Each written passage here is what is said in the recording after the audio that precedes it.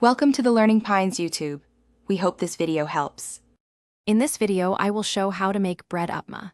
This simple and delicious dish is perfect for a quick breakfast or snack, ready in under 15 minutes. We will start by gathering all the necessary ingredients. You will need 4 to 6 slices of bread, 1 medium onion, 1 small tomato, and a few basic spices. Let's get started with this easy recipe. Next, we prepare our bread. Toasting the bread lightly helps prevent it from becoming soggy in the upma. Aim for a golden brown color. Once toasted, cut the slices into small, roughly 1-inch cubes. If you prefer a crispier texture, you can shallow fry these cubes in about 1 tablespoon of oil until they are golden. This step is key for a delightful upma. Now let's build the flavorful base for our upma.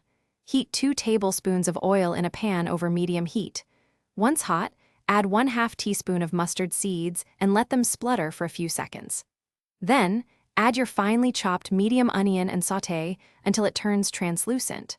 Follow with the small chopped tomato, cooking until it softens and blends into the mixture. Finally, it's time to bring everything together. Add the toasted or fried bread cubes to your sautéed vegetable mixture. Gently toss and mix everything well, ensuring each bread piece is coated with the flavorful base. Season with salt to taste, about 1/4 teaspoon of turmeric, and a pinch of red chili powder for a little warmth.